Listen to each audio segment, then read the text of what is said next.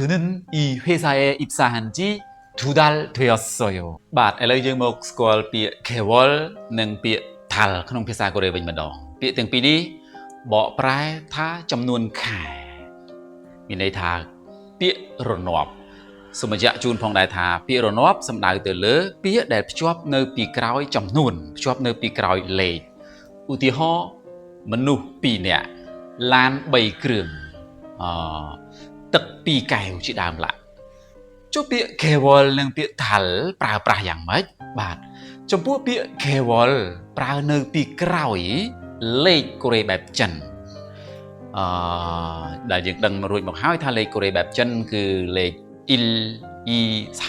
4បាទជាដើមឧទាហរណ៍ដូចជាពាក្យថា1ខែ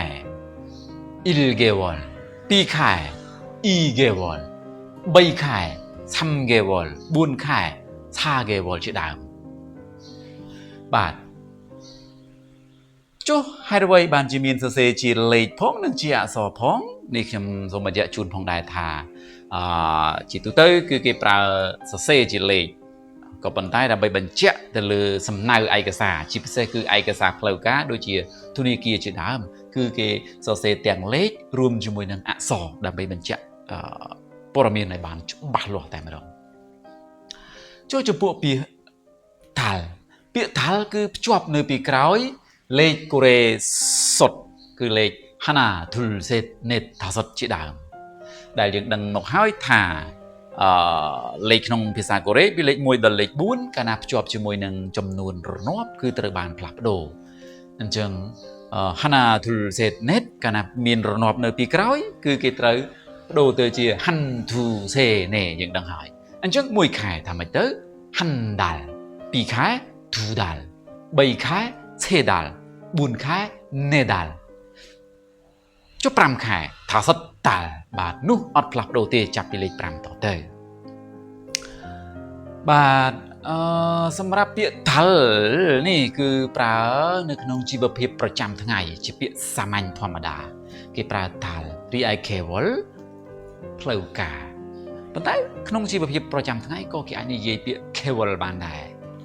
បាទខ្ញុំសូមលើកឧទាហរណ៍មួយមកបង្ហាញជូននិយាយមុន 하나 들어드릴게요 គាត់ធ្វើការក្នុងក្រុមហ៊ុននេះបាន2ខែហើយភាសាកូរ៉េនិយាយថាម៉េចទៅបាទនិយាយបាន2របៀបគឺចង់ប្រើពាក្យ 개월 ក៏បានពាក្យ 달 ក៏បានអញ្ចឹងអាចនិយាយបានថា 그는 이 회사에 입사한 지 2개월 되었어요 បាទឬក៏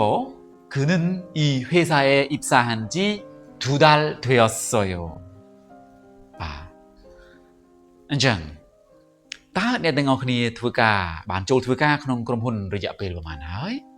여러분은 회사에 입사한 지 얼마나 되었어요? បាទអញ្ចឹងសូម